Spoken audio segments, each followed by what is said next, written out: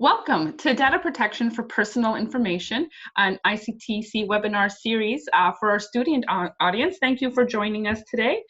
Today we have Claudio Popa, who is the founder of Informatica Security Corporation, who is based out of Toronto, joining us today.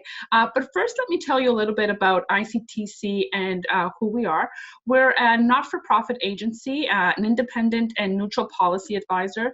We have a policy and research side that looks specifically at the labor market, works within technology, economic information, we do a lot of labor market research.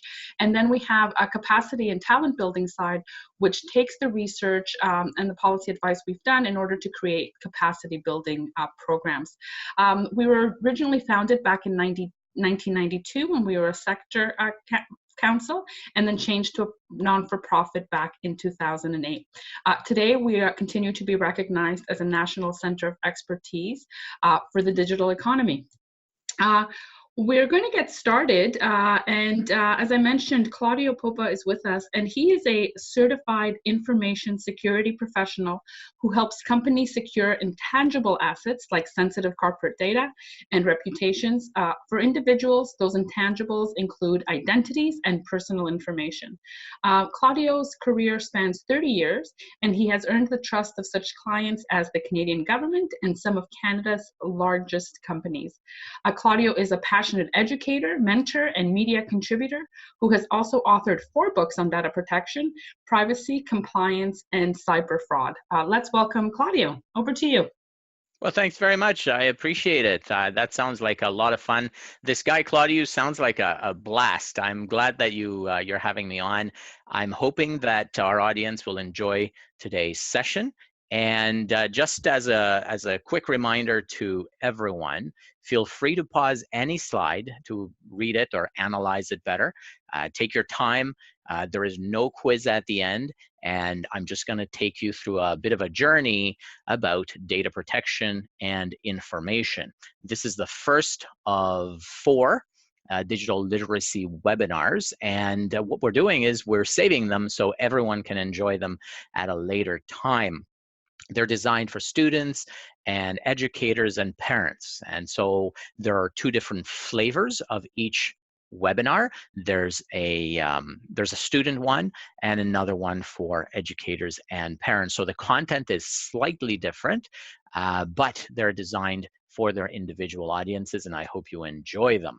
We're going to talk about important topics like what is all this technical stuff, what is a data life cycle, how can I protect data, are all hackers bad, is my family safe online, all these things that I constantly get questions about when I'm presenting in schools, when I'm presenting seminars in libraries or municipalities that engage me to educate audiences of all kinds. So I talk to seniors, I talk to kids as young as the kindergarten level, and we talk about this thing called the internet and information in general, because that's really where it seems to live when you're born as a digital native, which is a very interesting phenomenon that we're seeing these days. People who literally go up to the TV, and I know my kids have done it, they go up to the TV and they try to swipe.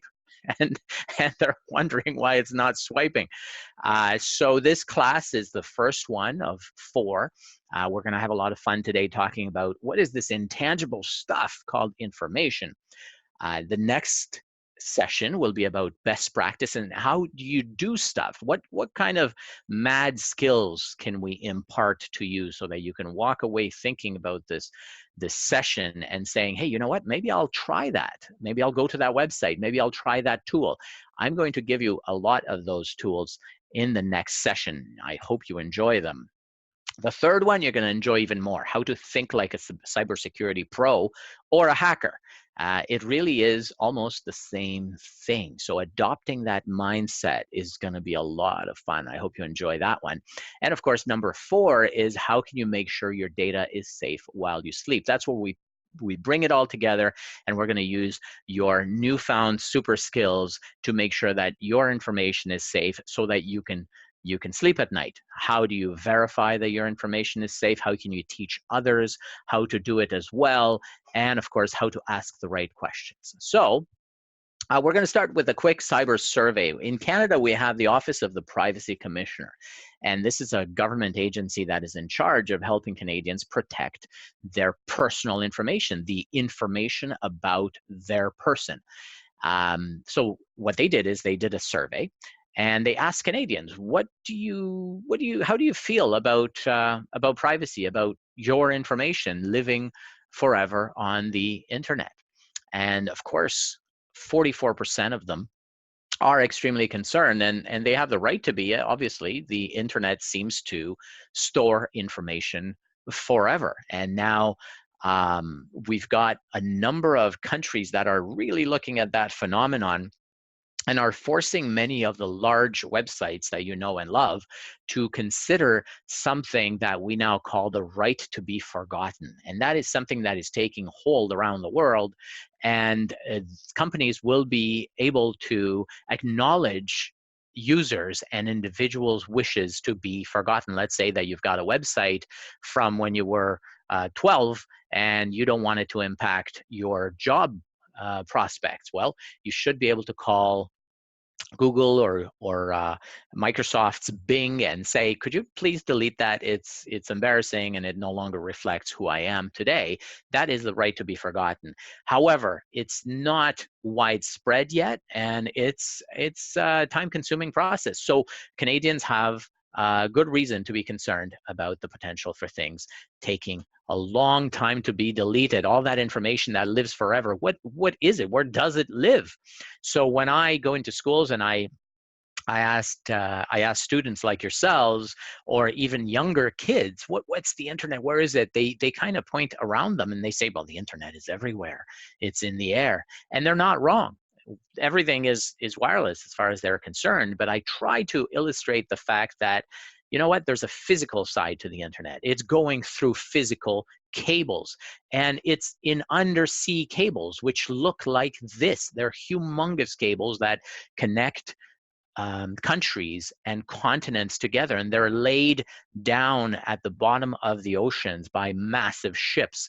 And these individuals who work tirelessly to make sure that not only are these cables laid down, but constantly maintained, because we've seen in the past few years that these cables could be cut, and it literally separates a country or sometimes an entire continent from the rest of the internet. That doesn't just mean that you lose contact with Google and Instagram. It means that banks can no longer connect. It means that countries can no longer perform transactions, financial transactions between them. It means that governments and law enforcement can't communicate. So it's a big deal. And so it makes sense for you to realize that there's a physical component to this thing that we call the internet, which contains data. And what is data if not little packets of information? Ultimately, they're electrons flowing back and forth across these massive cables at the speed of light. So it's all mind-blowingly cool. And you can think of information as being made up of these little grains of data. So if you just capture one grain, it doesn't mean anything to anyone. But if you get them in context and you find out so much more about something, essentially collecting all these grains, that aggregation of information, the way you accumulate that information, eventually you've got a lot of information. And in fact, if that information is about people, that becomes identity information, because you can identify those people. But if you have less data, well, it's no longer identifiable, you see. So the less data you have, the more protection you have for your identity, for your personal information. So identity and information are interrelated. Everything that's online is there for people to exchange information. In order for them to exchange information, they have to identify themselves to a computer somehow, just the way you identify yourself to your computer when you first log in. There are different kinds of identity information. And of course, just like our DNA determines what information and what rules make up our bodies, all of that stuff is made up of information. The information that travels across the internet describes us in a very superficial way. So the more of those descriptions you can accumulate, the more of a clear picture of yourself you can have, that computer that you're talking to can have, the websites can have, the companies that you deal with, like Google or Amazon, will have about you. And in certain cases, the more information someone who has no business knowing personal information about you, in the same vein, they can gather information about yourself. And obviously, that's not always ideal. And so what we're talking about today is the way you can control that information. As you can see, there are different facets of your own information, and we call them identity elements. And one of the central identity elements is email. Why is it important? Because email is central to everything you do online. Email is a unique identifier. There's only one on the entire internet. So when you choose an email, when you go and get a new webmail address and you're irritated by the fact that all of them seem to have been taken, that's because it needs to be unique on the entire internet and therefore identifies you uniquely. And that's why it's a particular target of attackers. We're going to learn a lot more about that in the next session, and I think you're going to enjoy it. But for now, we need to understand that email itself is also vulnerable, because email passwords very rarely change. Most people can't remember the last time they changed their email password. And so if someone were to grab a hold of that password, they might be able to review your communications for years to come. The fact that it's so easily shared is also a problem, because when you're logging into a website and it asks you for your username and your password, well, it would be a lot harder if people didn't know your email. But since it's so easy to get a hold of your email, well, they've already got half the equation, and all they have to do is guess your password. So that makes it a single factor to get into a site. That single factor is a lot easier to guess than having two factors. It allows anyone who has access to your email to know it, to add you to spam lists, and essentially to be able to target you with spam, and as I'm sure you're familiar with, for years to come. And it's very difficult to block a lot of these things. You can avoid seeing them, you can hide them, but blocking them is particularly difficult. And of course, as the last point on this page, what I find personally is that many people leave so much information inside their email program, and they're inside their inboxes. They end up having massive folders with jokes and attachments and documents going back a long time, and business documents and communications of all sorts. So email, a lot of people don't realize just how sensitive the email information, the stuff that we transmit over email, year after year, can be. So now, email is not the only important identifier. There are many, and a lot of people are surprised to see that there literally are hundreds of identity elements that can be used to paint a clearer and clearer picture of an individual. As I said, all it takes to impersonate someone or pretend that they know someone is their email address. And then they can find their email password in some cases, and they can find more information about them. But in many cases, you ask students to come up with identity elements, and they come up with the usual: date of birth, address, phone number, various other numeric identifiers like a birth certificate number or a passport, cell phone number, of course.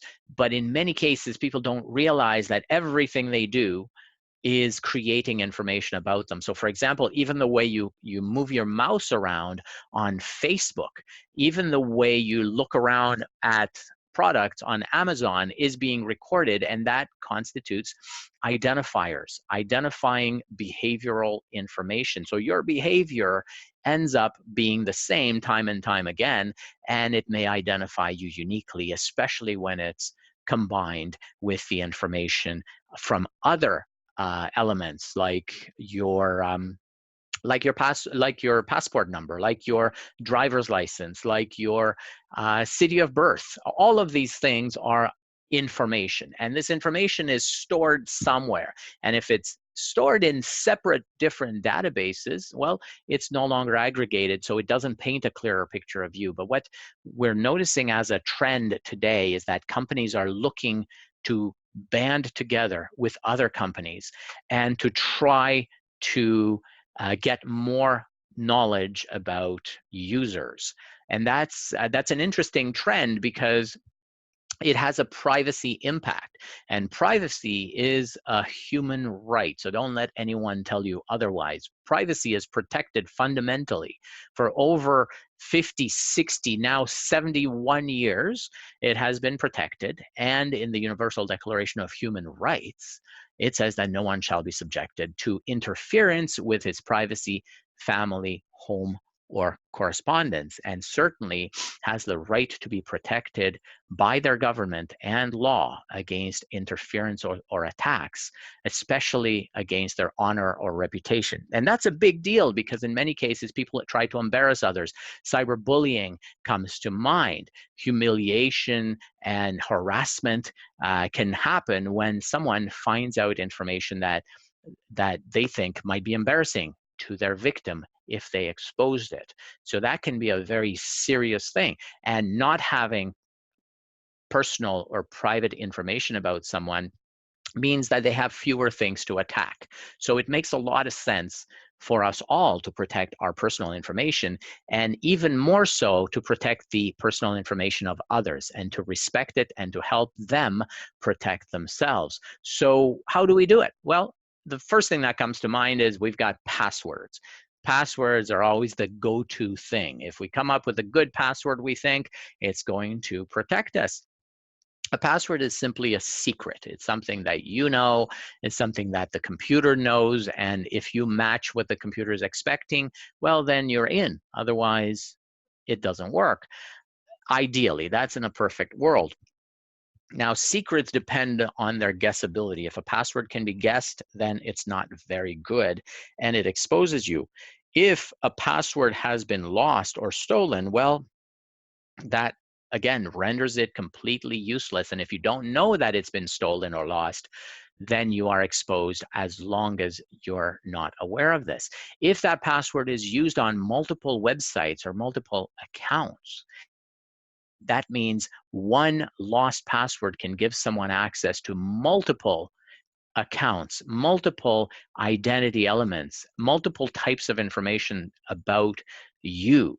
So it's important to realize that it's not just your data that's protected by passwords, it's your identity that's protected by passwords. So think about it this way. Every time you log into a different company or a different website or a different social media system, that different social media system knows different things about you, right? So Instagram knows you by the pictures you post and by the comments you make. Facebook knows you by the things that you click like on and your friends and your group of friends. Those are all they know. And they build in their digital minds a different idea about you depending on what they can see. Imagine if they joined together and they said, hey, you know what, let's share information about this person who seems to be using the same username, and we'll find out more about them so we can target them better with advertising, so we can give them potentially what they're looking for. That's how they justify it. It makes sense for you to not give away too much of your identity to any one site. And one easy way of doing that is to make sure your passwords are always different from one site to the other, from one account to the other. Of course, that presents challenges, but we'll be talking about those. So this is why this is such a fun session, and next session will also have something to do with this. So for now, just remember that each account needs a different password. And so all we need to do is think about mistakes to avoid. Short passwords are the worst. Short passwords mean that a computer can run through them in a flash. Short passwords are a thing of the past. Short passwords will jeopardize your identity. So pick long passwords. And in fact, forget about passwords, use passphrases, use sentences, because we all type sentences more easily than pressing shift and uppercase and lowercase and doing all kinds of weird things with characters that in fact makes our passwords harder to remember. And that's a problem, because when we forget our passwords, we have to go through all kinds of acrobatics to recover them and then change them and do so secretly as much as possible. Because keep in mind, a lot of these password recovery processes come through your email address. So there might be an exposure there. As you're changing your password, you might be exposing more passwords to whoever may have access to your email in the worst case scenario. So there's a number of things you shouldn't do. Password reuse between sites means just that. Just use unique passwords on every site that you have. If you can just use a passphrase. You can use a passphrase and some unique name or something that reminds you of the website, or you can just allow the computer to choose a password for you, and we'll talk about that. Entering passwords in infected computers, maybe at the library or at the internet cafes or when you're traveling, is definitely something that should be on your mind as you're logging into strange computers that you don't know. Not being aware of shoulder surfers when you're sitting down and you're having a donut at the store or on the train or on the bus. People can pick these things up. Just the way that you might be driving down the street, then you might see people entering their code as they're getting into their garage. You can sometimes see with some degree of precision what number they're entering in their garage code because it's facing the street. So be aware of shoulder surfing. Sharing passwords on fake websites is definitely a bad idea. And how does this happen? Because you don't do it intentionally. Well, the way it happens is through phishing. When you get an email that has a link in it that seems legit, but when you click on it, well, it may still seem legit because it looks exactly like the website that you expect it to be. And so when you're trying to log into it before it's too late, you may want to take a look at the address field and make sure it is a legitimate website that you're expecting it to be, because phishing with a PH email can really fool you into clicking on a link and then surrendering your password into a web page or a form that belongs to criminals, that belongs to malicious hackers who are just looking to steal it. And rest assured, they will use it right away. As soon as they use it, they will change the password and lock you out. So anytime you allow others to set your password, it's also a problem. Every once in a while, we come across systems where we receive an account. They say, well, we've made you an account and you can log in with this password. And sometimes you can change your password, and you must. And other times you can't change your password, at which point you must immediately say, sorry, I cannot use this account. Why? Because if something happens to that account, there is no way for you to tell yourself apart from someone malicious who might be using your account. And therefore, you're responsible for it because that account was assigned to you. And if someone does something with your password because it's been shared and because someone else knows it, well, then it gets you in trouble because no one knows that they're using it. So you should never allow someone else to set your password and prevent you from creating a unique password. Again, all passwords should be unique on a per site basis. And as you can see here, there are some pretty bad passwords out there, pretty simple ones. I remember 20, 30 years ago, in the early days of the web and the internet, I remember that NASA got hacked. One of their systems was using the password star, which aside from being 4 letters long, it certainly was eminently guessable. And so that kind of made the news at that time. So how do you manage passwords like a pro? You use a password manager. You can use a site called LastPass or Dashlane or 1Password or a little program called KeePass. Those are the logos for them, and you can certainly investigate them, and we'll certainly talk about it next session because these are fun to use. You don't have to even type your password, so you can let this thing come up with a password that's a meter long and literally right-click it in the database. You can't see the password. It doesn't show it to the website. It doesn't show it on screen, so it protects it from shoulder surfers. It enters it automatically, and you're in. So they're great. These are great things. You obviously need to remember the password to get into these password managers and these password databases. But aside from that, it's cool. It's encrypted. It's safe. They can be backed up. So you can have multiple copies of these. If you lose it, again, it's encrypted. Just make sure you have a super long passphrase for this. My passphrases are longer than 50 characters, and it takes me less than 5 seconds to type the whole thing, because when you're used to typing it, there's no issue, right? And then it's, of course, it's easy to remember because it's your passphrase. You can change it occasionally if you want. And of course, you can manage unlimited digital identities. What does that mean? It means that it's not just storing your username and passwords, but it's storing little notes that might be of interest. So can you do better than passwords? Actually, yes, you can. Passwords are made up of information that can be lost because it's in your head, because it's in ostensibly some notepad somewhere that you might have written it down, or it might even be in a password database that someone has seen over your shoulder.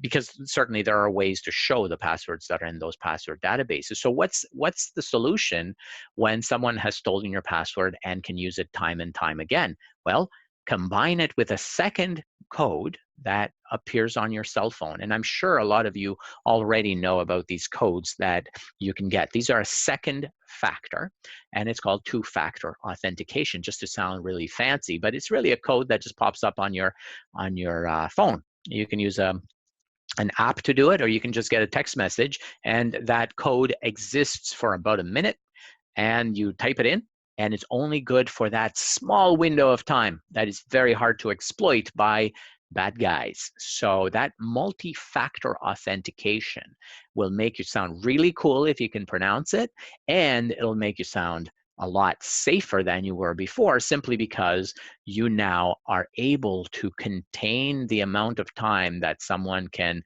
exploit, can attack you and your identity, right? So it's much, much better. So always choose two-factor authentication where available. If it's available, you choose it. If it's not available, you ask for it. If your bank doesn't have it, ask for it. If your social media system doesn't have it, well, you need to switch social media, because every major social media website has it today. So if they don't have it, then you're using something fairly obscure that may not have the right amount of security associated to it. So now think from the perspective of the computer. How do you gain access to your account? Well, the computer itself just knows what you have told it. And I say the computer, but it can be a website, it can be a social media system. If like we said before, if multiple accounts can be combined, it'll know that much more about you.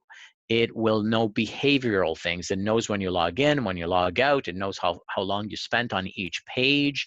It knows the kinds of white shirts that you're looking at. It knows if you have an interest in a particular kind of game. And so it can definitely show you more of those types of games. And in some cases, if that information gets to fall into the wrong hands, well, guess what? It makes it a lot easier for attackers to send you an email to say, hey, you know what? Here's your favorite type of game. Click on this link. And then you get infected. You get infected by virtue of clicking on something that they know will be of appeal to you. This will be a targeted attack as opposed to just a generic thing that says, hey, you know what? Your bank account is closing, and you're like, well, I don't have a bank account at that bank, so I'm going to ignore that. But if it says, hey, you know what? This is the game that you played last Friday, and your account is in trouble, click here. it's going to be very difficult for you to resist clicking or to even suspect that anything is going on. So anytime you connect to a website, always go and read the privacy settings. Go literally sequentially go through every privacy setting and security setting and turn a lot of those things off, because most of these systems, let's face it, appear to be free to us. We don't have to pay money for many of them. So you know that the money is coming from somewhere else. You know that they are monetizing your information, and you are your information. So if they're giving you the choice to not share it, then don't. So go through all those privacy settings and make sure you know what they are, because over time, those will change, and it's your responsibility to keep track of them. So if you have a Facebook account, if you have an Instagram account, if you have a Twitter account, go through those settings, okay?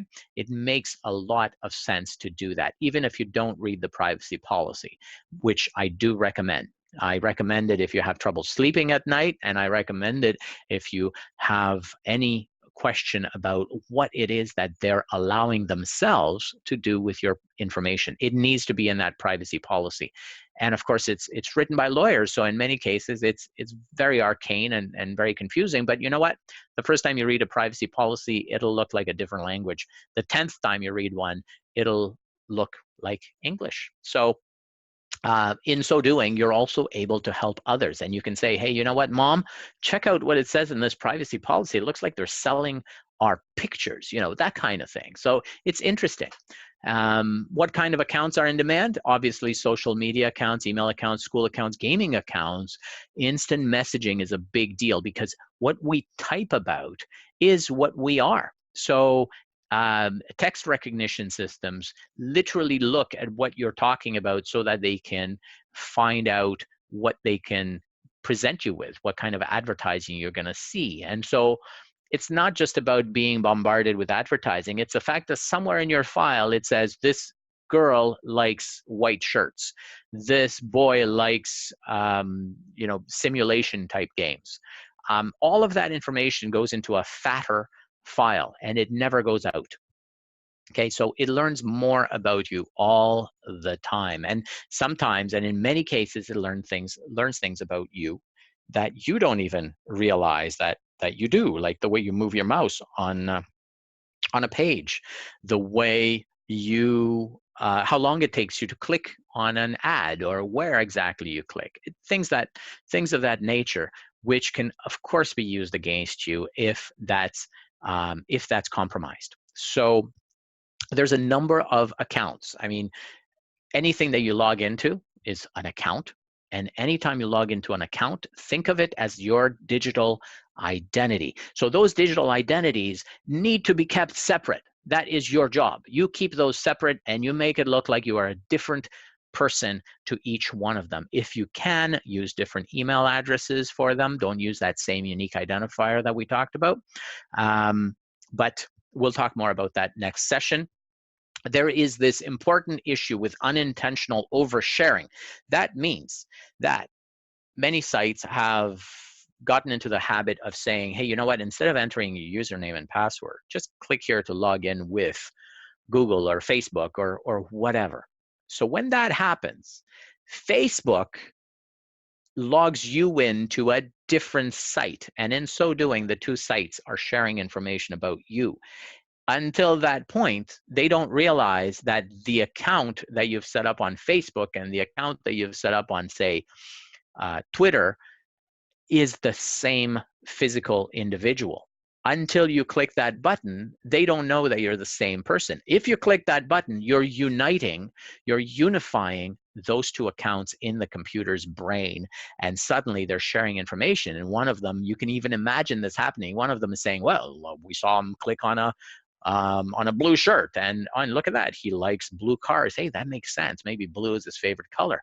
So suddenly that information is that much richer about you, and those identities, those digital identities become more valuable. There's more precise information about you. So you need to think about protecting that before clicking on links like this. What do?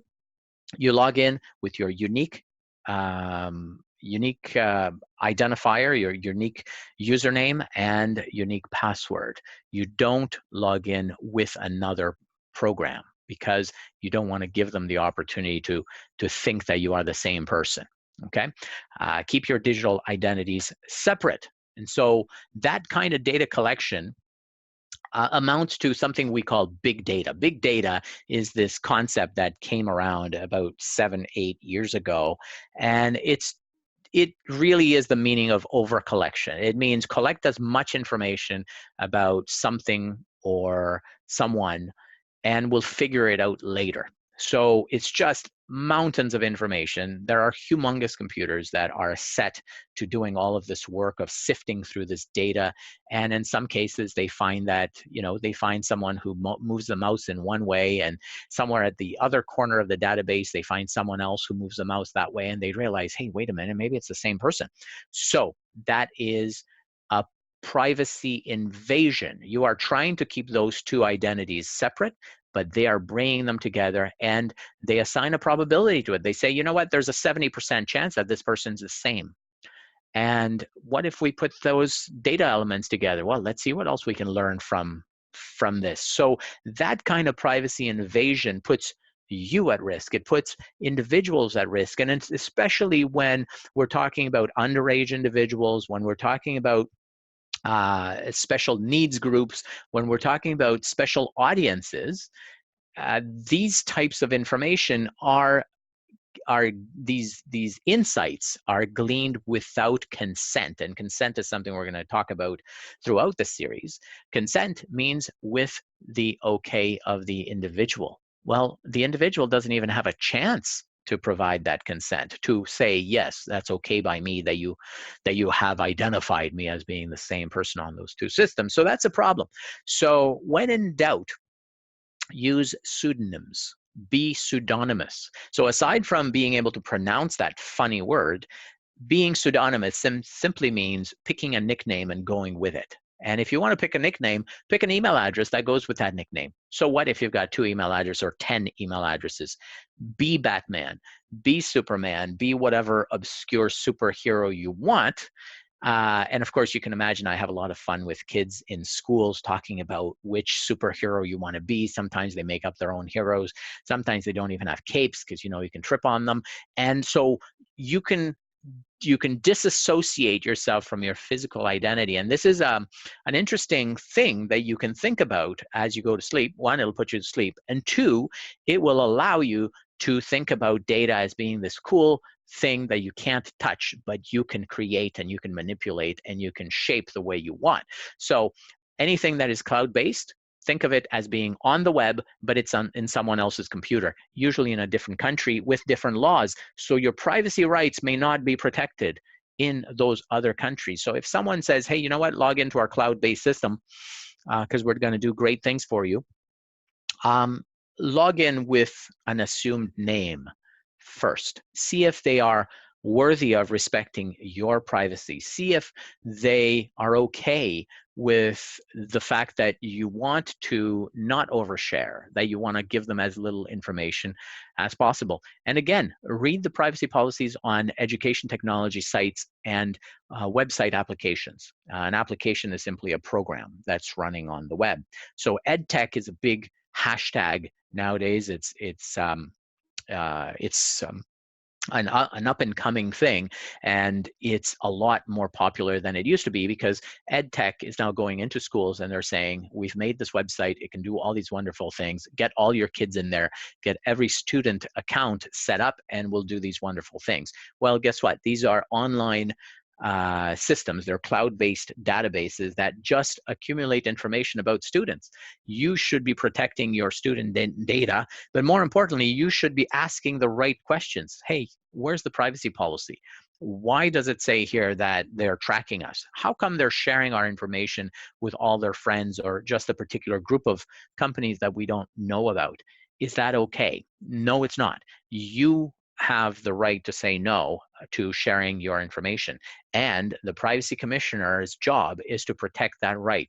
So just so you know, you've got recourse if you don't agree with what is happening with your personal information. So what happens when your privacy is in jeopardy? Well, that's called surveillance. It means that someone is tracking you, right? If they're getting into your space, that's called a violation of privacy. And if they're watching what you're doing in that space, whether it be sharing information or storing information or whatnot, that's called surveillance. It's similar to visually surveilling you, but they can actually see how you're using your apps or how you're using social media features, etc.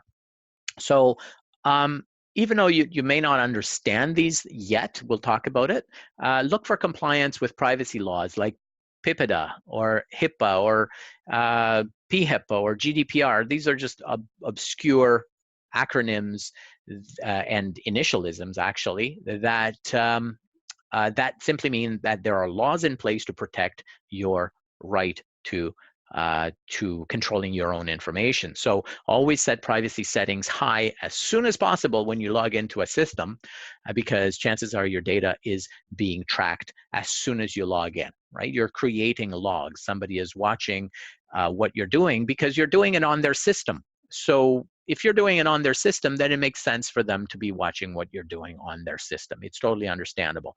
But if you've got information that you want to control, then it's your job to protect it, not theirs necessarily. The opposite of security is convenience, right? A lot of people say, well, the opposite of security is insecurity. No, it's not. It's convenience. So convenience always starts with, you know what, security is hard. I have to punch in 3 different passwords to do what I'm looking to do. How about I just punch in 1 password and forget about the password? In fact, I'm just going to swipe my finger. You know what? Just read the iris in my eyeball. I just want there to be a flow through. I just want to log into my account automatically. I don't want to be slowed down. That's convenience. And that's when you skip password prompts, that's called single sign-on. It consolidates different details into one identity. And we talked about this before. I usually don't like single sign-on. I prefer to log into each site and each tool and each application, game, or app manually, right? Because I don't want that information to be shared from one app to the other, even if it slows me down a little bit. It means it slows down someone else a lot, right? And someone who would want access to my information would be slowed down a lot as opposed to getting all my information from one place. So innovation can be good, and innovation can balance that scale towards convenience and away from security. And that's why we have standards. That's why we have security professionals. That's why we have certifications in place to protect users that don't know which questions to ask. But hopefully, as a result of this series of sessions, you'll know what questions you need to ask. You are the person responsible for how secure your information is. And if a system doesn't look like it can protect that information, do not use that system. So digital identity theft has real life consequences. It amounts to intimidation, extortion, embarrassment, monetization, surveillance, data loss, and so on. So you need to understand how your data is used and know what recourse you have for reporting identity abuses, because you can see that there are digital identities and there are physical identities, and you are the entity that is unifying these things together, right? So prehistoric people didn't have a digital identity. You do. You are made up of multiple facets of identities, and you've got to juggle those approaches to protection. Why? Because you can literally be victimized by people who have some information about you. And that type of bullying usually starts with someone who knows something about you, and they're leveraging it to hurt you. In some cases, that means they'll ask for money or other things, and that's called extortion. So that kind of extortion, or even ransoms, where they are holding your information hostage until you pay, that kind of victimization comes about because someone feels that they've got something that you can't say no to. Okay, and that's a terrible situation to be in. It's obviously illegal. Obviously, you need to report it as soon as possible, and it's intolerable. So if you see other people who are in that kind of situation, you need to speak out. You need to speak out because especially in schools. And now in the United States, they have this cool tracking system that shows how these attacks on grades K to 12 are unfolding and are being reported, and there are thousands of them. So these types of attacks, they could be ransomware, they can be denial of service. Denial of service simply means denying you access to your own information. They say, look, I've stolen your information, you can't have it back, or I've stolen your account and I've changed the password, you can't get in. That's the denial of service. You are denied access to your own account. So they've stolen your identity in a different way. So there's lots of cyber incidents that are occurring more and more, and that's because people aren't asking questions when they see that new systems might be put in place and new accounts are being created for them. In some cases, those accounts are created and they're just given a password. If you're given a password, that means whoever's giving you that password has that password. You need to avoid using that account until you can use that password, right? You just refuse to use it because it will get you in trouble if something happens, okay? You must always be the only one who has access to that account. So young people's data is valuable. Why? Because the fresher that information is, when you don't have, let's say adults have all kinds of purchases that go on their credit, and credit card companies remember this. If they go bankrupt at some point, that is on there and their credit rating is lower. That means the value of their digital identity is lower. If it looks like they've bought a house and a car and so on, it means they have less purchasing power. It means they can buy fewer things because they've already bought so much. But a young person's identity is fresh and it can be used in so many ways and abused. And as you can see from this graphic, 0 to 7-year-olds that are having their identities stolen by cyber attackers is a real problem. That is a big deal. So a lot of people always talk about adults and grown-ups in general, depending on who you are. They are still called grown-ups. The fact that grown-ups complain about identity theft is bringing it to light, and you always hear about it on TV, and of course they complain about their credit card numbers being stolen and so on. But it's easy for them to simply get a new credit card number in many cases.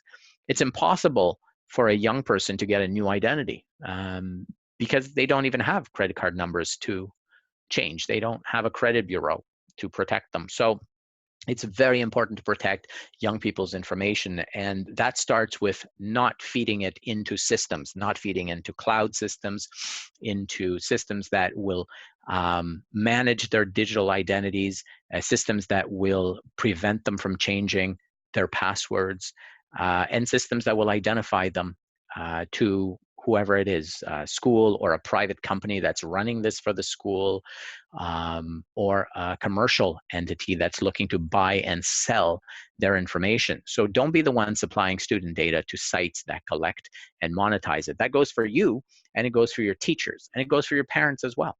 So what we've learned, we've talked about privacy versus security. We've talked about data and how it makes up information. And if you keep on accumulating it, it amounts to digital identity, right? Account security, password management, clouds, cloud systems, and websites, right? We've talked about multi-factor authentication. There's all these cool words for you to dream about. So the important thing to take away today is always ask what information is being collected, question why they need it, how long it will be kept, and how it will be protected when it is borrowed from you. So if I can get you to remember one thing from today's session, is that the information that is yours belongs to you. And when you allow a website or an individual or anything to have some of that information where they say, enter your name, or enter your address, you are allowing them to borrow it. It is not theirs. They can't keep it forever. You should ask, how long are you going to have it? You should ask, how are you going to delete it? And you have the right to actually write them an email or call them and say, I would like you to please delete that information that I entered that day. So just remember, that is something that you're lending to someone anytime that you're putting in information into a system. So you can look forward to more of this kind of fun. Next time, we're going to talk about what are best practices. We're going to talk about how to use those password managers. We're going to talk about what the law says about protecting you. And certainly we'll talk about the other topics like being a security professional or thinking like a hacker, and how to make sure your data is safe while you sleep. So thanks very much for your patience and tolerance today. I hope you had a lot of fun. I hope you have questions. I hope you share this information with everyone in your network, and we'll see you next time. Great. Thank you very much, Claudio. And thank you, everybody, for joining us. That was definitely very educational, a lot to think about. Definitely taking away that we do have control over things that we might seem we have no control over, just as long as we are educated and can put those things into practice. So thank you again, Claudio, for joining us and leading this session. And thank you to all of you who have participated, and look forward to having you comment and join us for the other sessions as well. Thank you, everybody.